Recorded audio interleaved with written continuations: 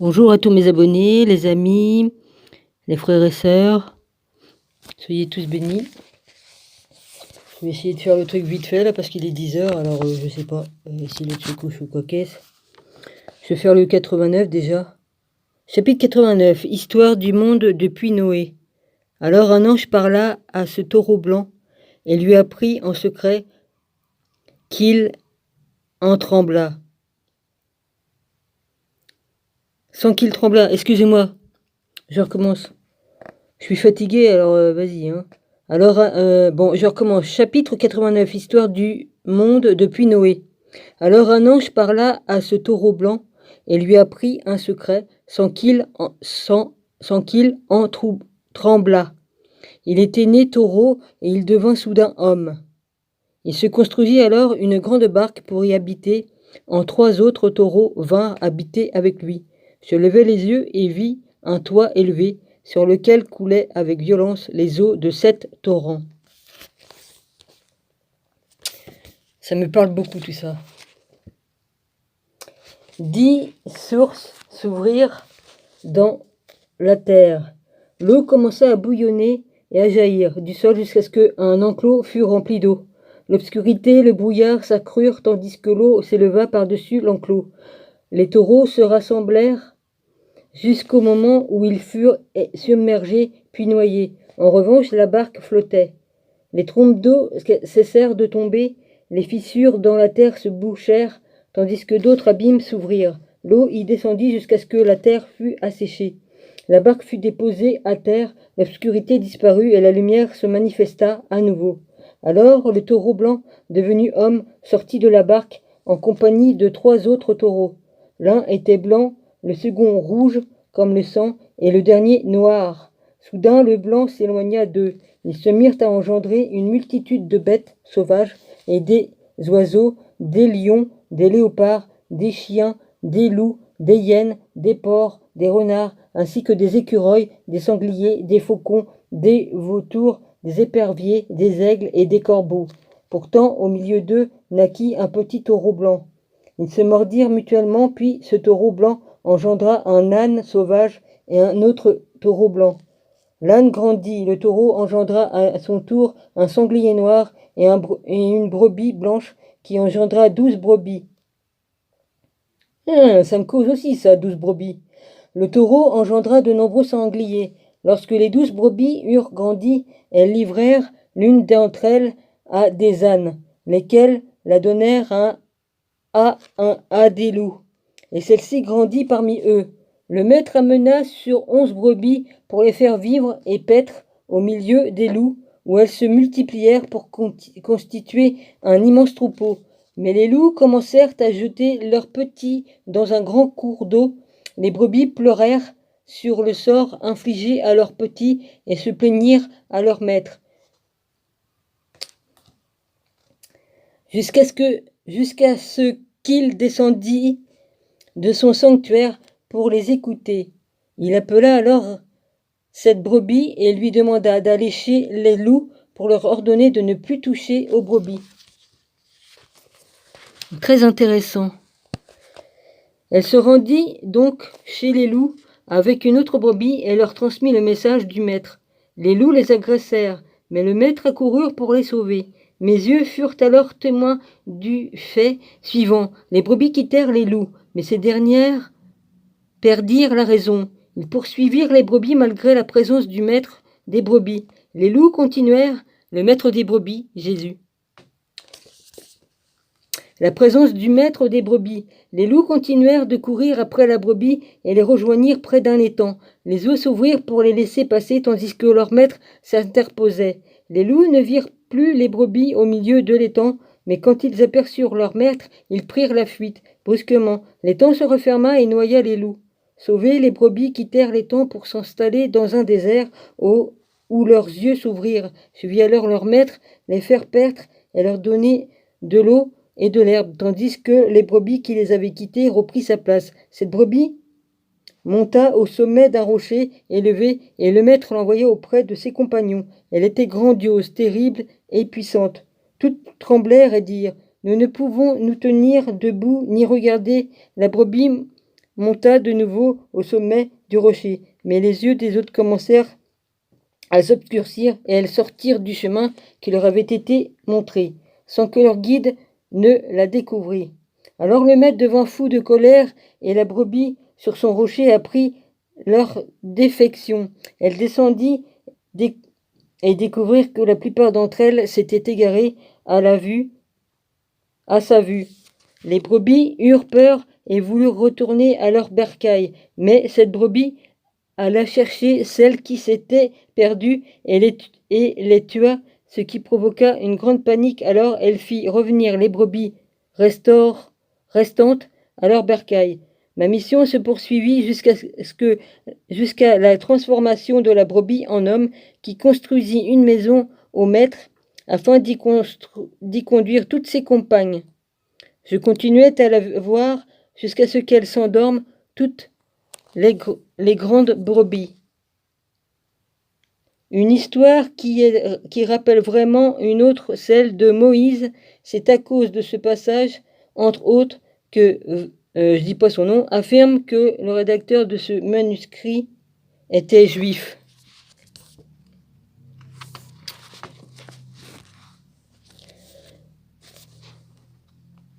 Et après, qu'est-ce qu'il y a? Toutes les brebis périrent, et à leur place, des petits se levèrent, qui entrèrent dans un pâturage et s'approchèrent d'un cours d'eau.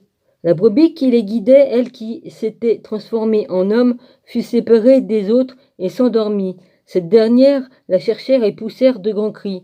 Elles traversèrent un cours d'eau, tandis que d'autres brebis arrivèrent pour les guider en remplacement de celles qui s'étaient endormies. Je les vis arriver dans une belle région avec une terre agréable et splendide, et elles furent rassasiées. Là se trouvait cette maison dont j'ai parlé, mais les yeux de ces brebis s'obscurcissaient jusqu'à ce que les brebis se lèvent pour les ramener dans leur droit chemin.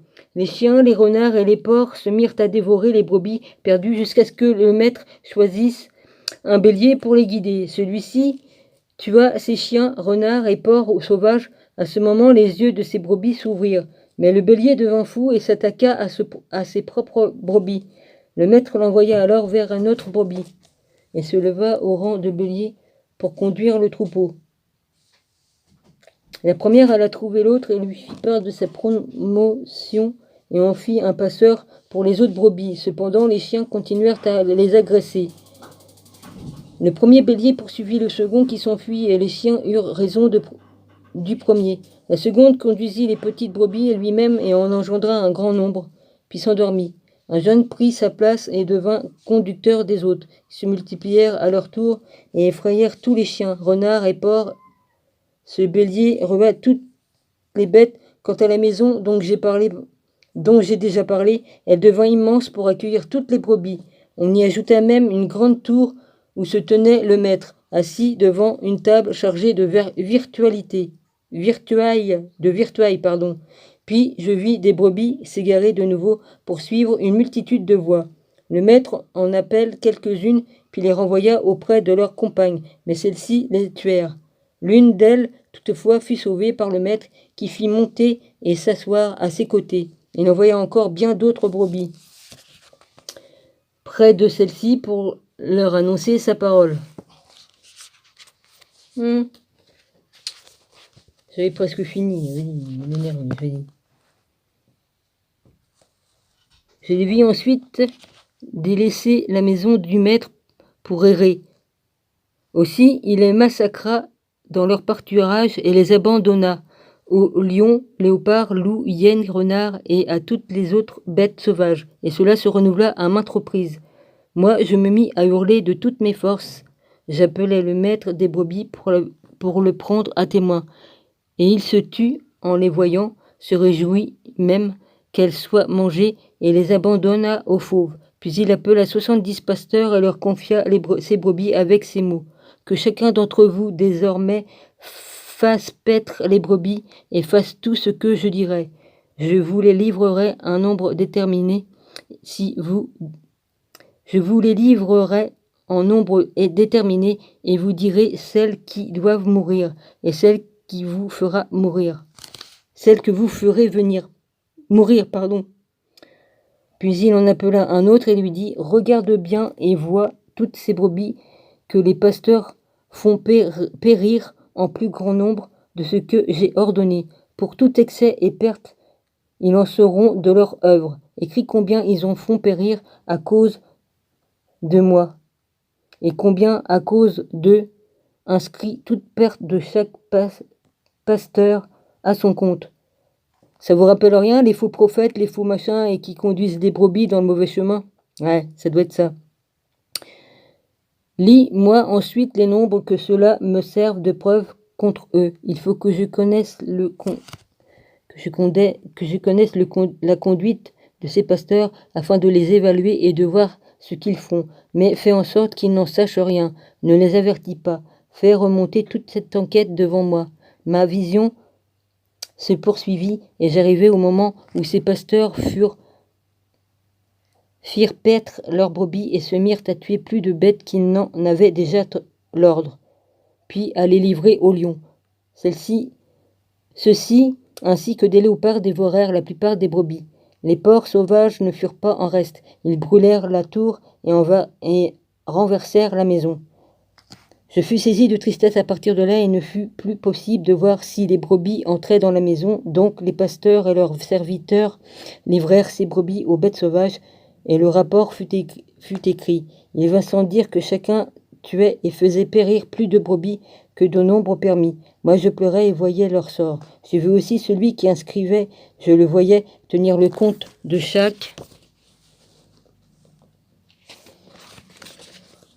brebis tuée par ses pasteurs jour après jour. Il vint avec son livre et le déposa devant le maître des brebis.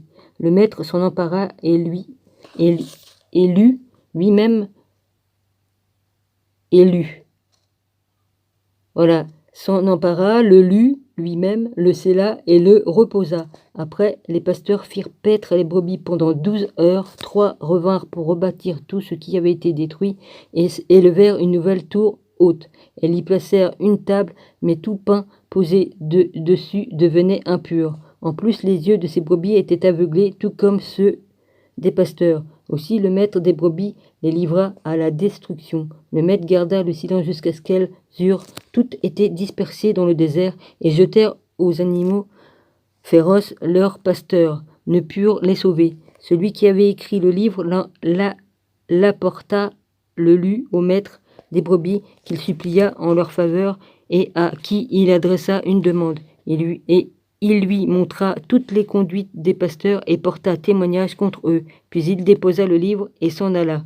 Voilà, je vais arrêter là parce que l'autre est parti se coucher. Et puis bon, ben voilà. Demain, ça sera pour le 90, chapitre 90. Et puis je vous lirai les petites écritures demain parce que là, je peux pas. Hein, alors à demain. Voilà. Bonne soirée et puis soyez tous bénis. Puis voilà.